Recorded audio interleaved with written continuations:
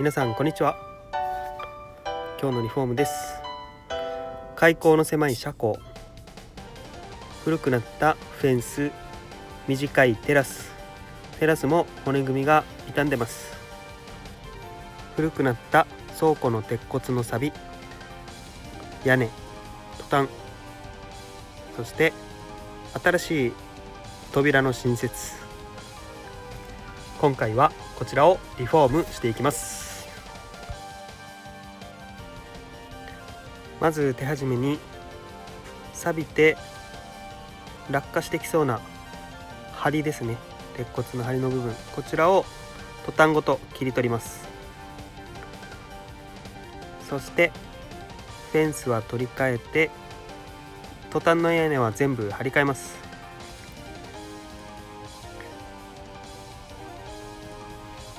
トタンも錆びて穴が開いて雨漏りしている状態です。洗濯した時に洗濯物を干して錆びたところの穴から水が垂れてきたら、せっかく洗濯しても濡れてしまいますので、トタンも張り替えます。そして表のトタンも張り替えます。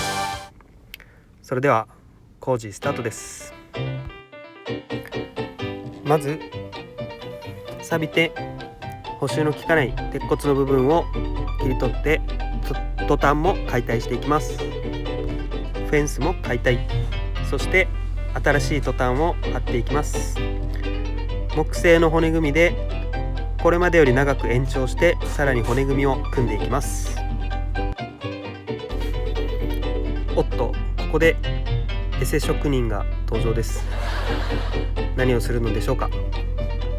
職人は鉄骨の材料にペンキを塗っていきます。果たして現場で役に立つことはできるのでしょうか。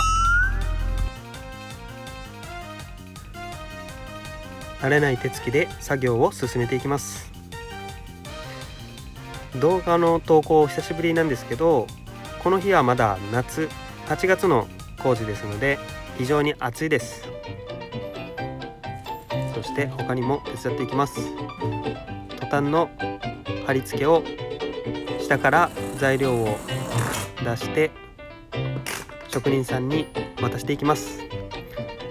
屋根の上に職人さんがいるので穴を開けてもらって、僕は下からトタンを固定する金具を職人さんに渡していきます。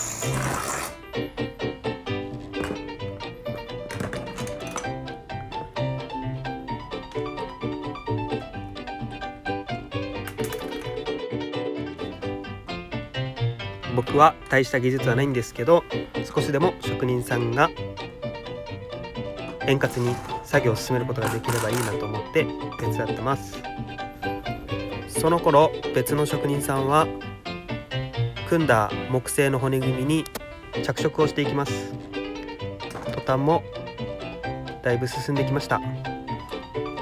今度は僕も上に上がって職人さんの手伝いをしていきます。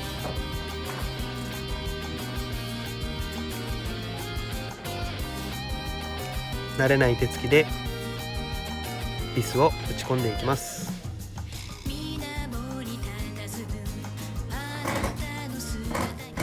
そして職人さんは次の作業に移ります。トタンをカットして形を揃えていきます。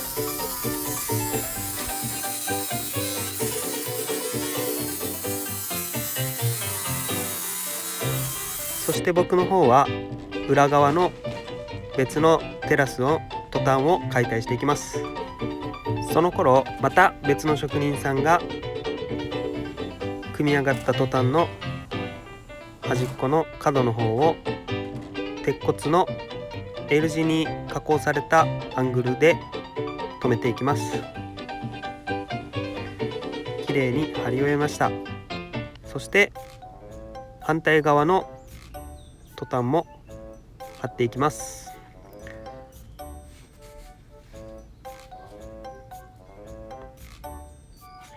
塗装も入れないといけないです。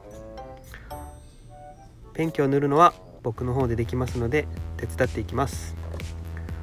まずは道路側の表側の鉄骨からペンキを塗っていきます。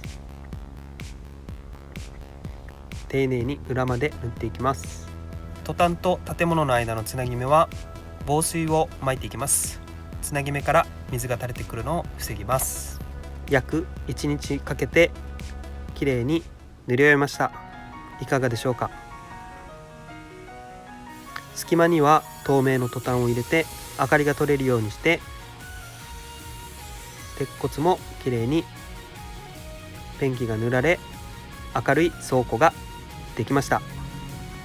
こちらの倉庫は洗濯物を干したり物を置いたりするところになります。表のトタンも台風対策もしっかりされて、飛ばないように頑丈に取り付けられ、古い再利用した鉄骨はまたペンキが塗られ、もともと取り付けてあったフェンスも取り付けて綺麗に仕上がりました。その頃表のフェンスも張り終わり、塗装を入れていきます。専用の塗料には防食防虫効果があります。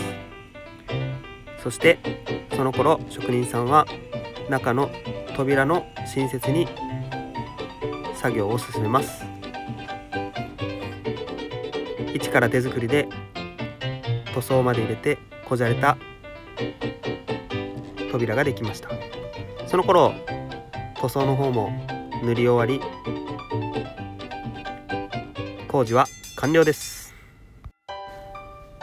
いかがでしょうか。錆びてしまった部分は切り取り、車の出入りもスムーズにできるようになった車庫、そして目隠し効果のあるフェンスと、これまで短かったテラスを延長して車まで雨に濡れずに行くことができるようになりました。そして倉庫の方も錆び止めされた頑丈な鉄骨とトタンで、雨漏りのあったトタンも回復、こじゃれたカウンターのような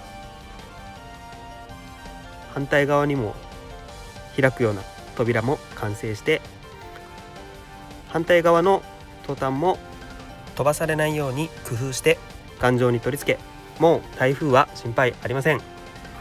この頃僕らの沖縄ではまだ8月だったんですが、もう台風は心配ないという声をいただきました。お客様にも職人さんにも感謝です。これで今回のリフォームは終了です。最後まで見ていただきありがとうございました。